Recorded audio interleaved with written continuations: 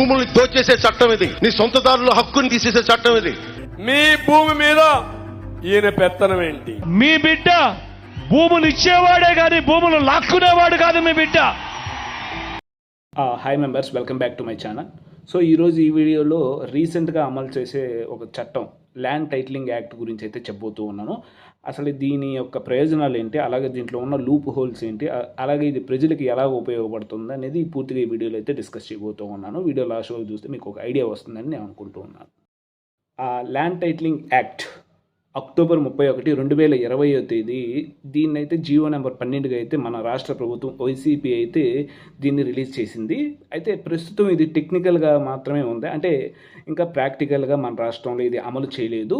అయితే ప్రస్తుతం మాత్రం కేవలం 16 రిజిస్ట్రేషన్ ఆఫీసులో మాత్రమే దీన్ని అమలు చేస్తూ ఉన్నారు.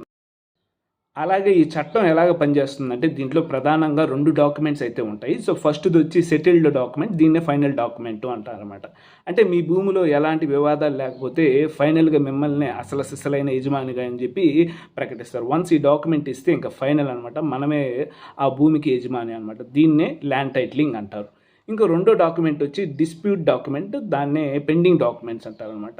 అంటే అధికారులు వచ్చి తనిఖీ చేస్తారు, మీ భూమిలో ఏదైనా వివాదాలు కానీ ఇవి కానీ ఉంటే వాటిని సాల్వ్ చేసిన తర్వాత ఈ డాక్యుమెంట్స్ అయితే ఇస్తారు. అంటే దీన్ని తర్వాత టైటిలింగ్ చేస్తారనమాట. అంటే ఆ వివాదాలు అవన్నీ పూర్తయిన తర్వాత దీన్ని ఇస్తారు. దీన్నే డిస్ప్యూటెడ్ డాక్యుమెంట్స్ అంటారన్నమాట. ఈ చట్టం కానీ అమల్లోకి వస్తే మొత్తం భూ వ్యవస్థే మారిపోతుంది. అప్పుడు ఏంటంటే ఆర్ఐ కానీ, కలెక్టర్ కానీ, సబ్ కలెక్టర్ కానీ, విఆర్ఓ కానీ వీళ్ళెవరికైతే భూ రిజిస్ట్రేషన్లు అయితే అధికారాలు అయితే ఉండవు అనమాట. అప్పుడు సపరేట్గా వేరే ఆఫీసర్స్ అయితే ఉంటారు. కొత్తగా మనకి టైటిల్ రిజిస్ట్రేషన్ ఆఫీసర్ అయితే వస్తారు. సో ఇప్పుడు ప్రస్తుతానికైతే మనం ఏదైనా మనకి భూమి వివాదాలు ఇవన్నీ వస్తే మనం ఎక్కడికి వెళ్తాం, సివిల్ కోర్టుకి వెళ్తాం. ఇంక నుంచి మనం సివిల్ కోర్టుకి అయితే వెళ్ళాం, డైరెక్ట్గా ఈ టైటిల్ రిజిస్ట్రేషన్ ఆఫీసరే మనకి ఏదైనా సమస్యలు ఉంటే వాళ్ళు పరిష్కరిస్తారనమాట. మనకు కానీ వాళ్ళు తీర్పు కానీ నచ్చకపోతే మనకి ఈ టైటిల్ రిజిస్ట్రేషన్ ఆఫీసర్కి పెద్దగా ఇంకో పర్సన్ అయితే ఉంటారు. ఆయన ఎవరంటే ల్యాండ్ టైటిలింగ్ అప్లియేట్. ఈయన దగ్గరికి అయితే మనం వెళ్ళి అప్పీల్ చేసుకోవచ్చు. ఈయన దగ్గర కూడా మనకి అన్యాయం జరిగింది అనుకుంటే వీరిద్దరి దగ్గర మనం డైరెక్ట్గా మనకు థర్డ్ ఆప్షన్ హైకోర్టు ఉంటుంది అనమాట. హైకోర్టు దగ్గరికి వెళ్ళి మన అప్పీల్ని అయితే మనం విన్నపించుకోవచ్చు.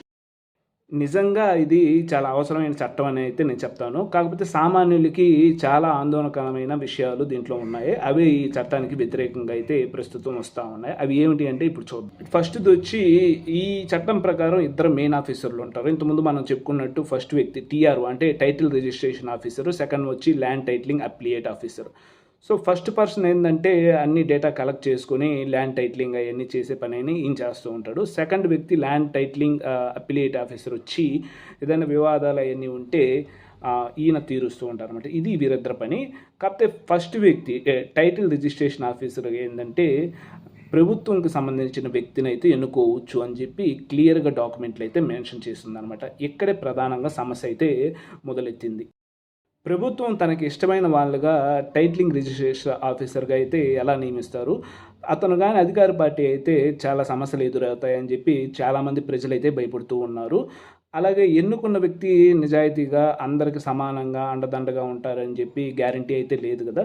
అలాగే పేదల భూములు, ఆపోజిషన్ పార్టీకి సంబంధించిన భూములు అయితే వాటి మీద కూడా గ్యారంటీ లేదని చెప్పి దీని మీద స్పష్టత ఇవ్వాలని చెప్పి చాలామంది ఆపోజిషన్ పార్టీ వాళ్ళు అలాగే ప్రజలైతే దీని మీద పూర్తి అలాగే 2 ఆఫీసర్లు అధికార పార్టీకి సంబంధించిన వాళ్ళైతే భూ యజమానులను మోసం చేసే ఛాన్స్ అయితే ఉంది. అలాగే లంచాలు తీసుకొని వేరే వాళ్ళకి అప్రూవ్ చేసే ఛాన్స్ కూడా ఉందని అయితే చెప్పాలి.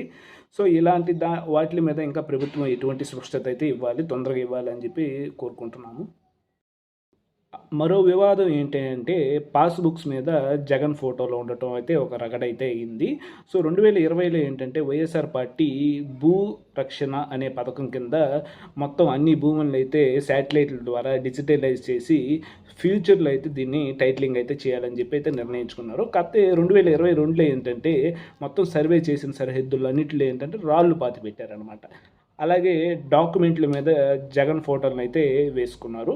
సో దీని మీద విపక్షాలు చాలా విభేదిస్తున్నాయి అన్నమాట. అయితే రీసెంట్గా చంద్రబాబు నాయుడు, పవన్ కళ్యాణ్ గారు ఏంటి అంటే సో ఉన్న ప్రతి సభలో ఈ డాక్యుమెంట్స్ని అయితే చించేసి వీటిని అయితే చాలా వ్యతిరేకిస్తూ ఉన్నారన్నమాట. అలాగే చంద్రబాబు నాయుడు గారు అధికారంలోకి వస్తే రెండో సంతకమే ఈ ల్యాండ్ టైటిలింగ్ యాక్ట్ రద్దు మీద అయితే పెడతానని చెప్పారు. అలాగే మేనిఫెస్టోలో కూడా దీన్ని కూడా ప్రధాన హామీగా అయితే ఇచ్చారు. ల్యాండ్ టైటిలింగ్ యాక్ట్ రద్దు చేస్తామని చెప్పి అయితే టీడీపీ పార్టీ అధినేత చంద్రబాబు నాయుడు గారు అయితే చెప్పారనమాట. మన దేశంలో కేవలం 2 కులాలు మాత్రమే ఉన్నాయి, ఉన్నవాడు లేనివాడు.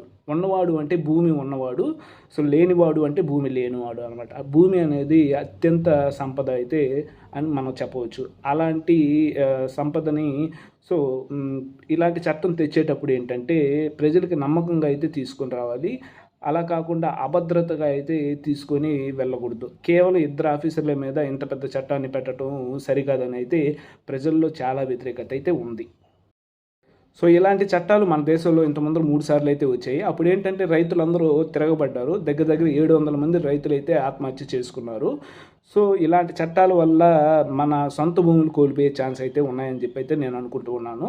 సో అలాగే ఇటువంటి చట్టాలను ఏమని పిలుస్తారంటే నల్ల చట్టాలు అని చెప్పి పిలుస్తారు.